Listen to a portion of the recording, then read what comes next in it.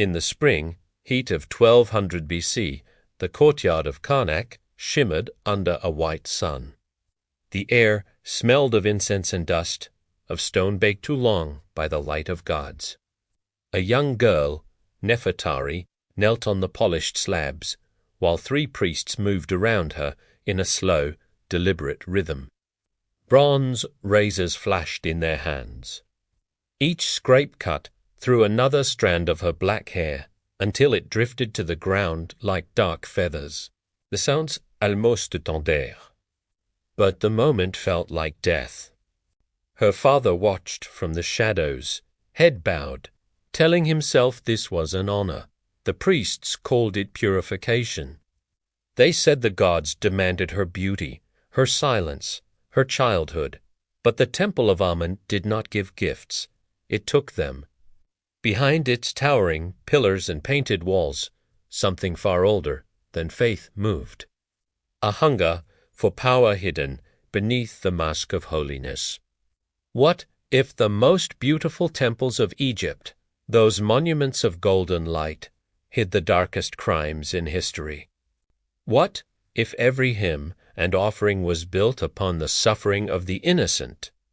Because here, in the heart of Egypt, beauty was born from obedience, and obedience from pain. To understand what happened to Nefertari, you must first understand the world that owned her. The temples of Egypt were not just places of worship. They were empires, vast, breathing machines of wealth and control. From the Nile Delta to the cliffs of Thebes, temples owned more land than any noble, commanded more workers than any army, and stored more gold than most pharaohs dared count. Each temple was a kingdom within a kingdom. At its top stood the high priest, the mouthpiece of the gods. Beneath him, the lesser priests, scribes, ritualists, keepers of grain, and interpreters of dreams.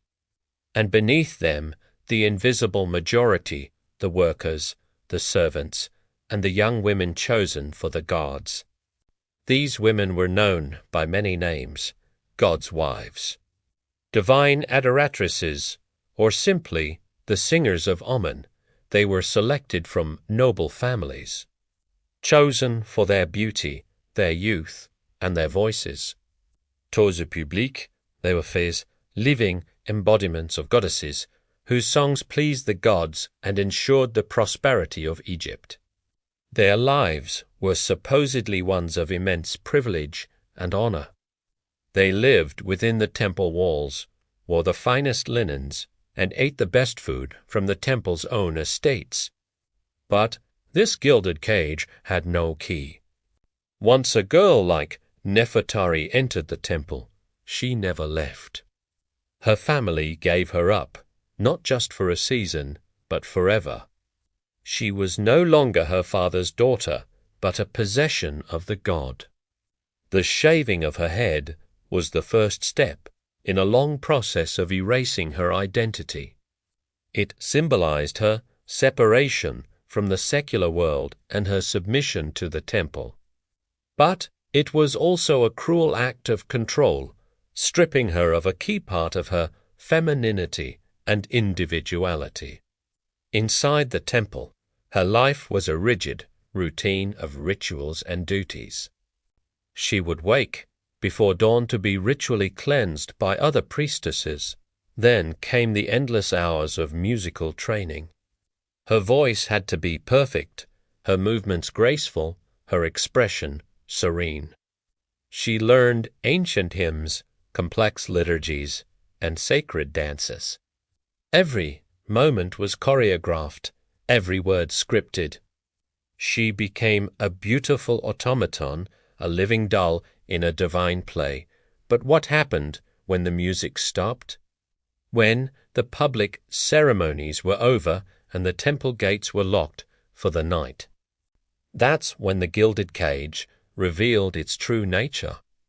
While the official narrative claimed these women lived lives of celibacy, devoted only to the god, the reality was far darker. The high priests, who claimed to be the gods' representatives on earth. Often interpreted this role in the most literal and self-serving way possible. The term God's wife wasn't just a title. It was a job description. The priests, acting as the physical manifestation of the god, claimed a divine right to the bodies of these women. What was presented as a sacred union with a deity was, in truth, a system of institutionalized abuse, sanctioned by religious doctrine. These young women, many of whom were barely teenagers, were trapped. They couldn't refuse. To deny a priest was to deny a god, an act of blasphemy punishable by death. They had no one to turn to. Their families had abandoned them to the temple, and the outside world saw them as sacred beings, untouchable and beyond reproach. They were utterly alone, their nights filled with a terror that stood in stark contrast to the divine serenity of their days. Their suffering was silent, hidden behind layers of incense, hymns, and religious reverence. The psychological toll was immense. Imagine being told your entire life that you are special, chosen by the gods, only to find yourself a pawn in the power games of men. The cognitive dissonance would be crushing. They were taught to see their abusers as divine figures, their violation as a holy act. This systematic manipulation was a form of brainwashing designed to ensure compliance and silence. Any sign of resistance or despair would be interpreted as demonic possession or a lack of faith, leading to brutal punishments disguised as purification rituals, and the system was self-perpetuating. If one of these unions resulted in a child, the temple had a protocol. A male child might be raised within the temple to become a priest, forever tied to the institution that created him. A female child, especially if she inherited her mother's beauty, would often be destined to follow in her footsteps, becoming the next generation of God's wives. It was a cycle of exploitation passed down from mother to daughter, a secret legacy of pain hidden within the temple's sacred bloodline.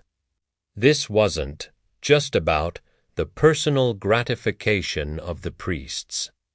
It was about power. By controlling these women from powerful families, the priesthood maintained influence over the nobility. By producing heirs who were loyal only to the temple, they strengthened their own institution against the authority of the pharaoh. The temple became a state within a state, its power built on a foundation of stolen childhoods and institutionalized sexual slavery. The enormous wealth of the temples, the gold, the land, the grain, all of it was protected and expanded by this dark secret. So, when we look at the stunning reliefs of musicians and dancers on temple walls, we must ask ourselves what we're truly seeing. Are we seeing a joyful celebration of the gods? Or are we seeing the beautifully decorated prison walls of girls like Nefertari? The artists who carved these images were creating propaganda for the temple, a perfect, sanitized version of reality. They depicted serene women with graceful smiles, not the terrified girls trapped behind them. History is written by the victors, and in this case, the victors were the priests who held the chisels, the ink, and the power. The fate of these women was, in many ways, worse than death. A quick death would have been a mercy. Instead, they endured a slow, lifelong erasure of self. Their bodies, their minds, and their spirits were systematically broken and remade in service of a corrupt institution. They lived in a state of constant fear, their sacred status a cruel joke that masked a reality of profound abuse. They were beautiful ghosts, haunting the corridors of power, their silent screams absorbed by the same stone walls that praised their names. The story of Nefertari and the temple virgins is a chilling reminder that the greatest evils are often committed in the name of the greatest good. It shows how power, disguised as piety, can corrupt even the most sacred institutions. The majestic temples of Karnak and Luxor, which we admire today as wonders of the ancient world, were built and maintained by a system of profound human suffering. Their golden beauty is forever stained by the invisible tears of the girls who were sacrificed to them. So the next time you see an image of an ancient Egyptian priestess, look beyond the serene smile and the elegant pose. Look for the shadows in her eyes and remember the true price of her divine honor. Thank you for watching. If you found this glimpse into the hidden history of ancient Egypt fascinating, be sure to like this video and subscribe to our channel for more stories that have been lost to time. We'll see you in the next one.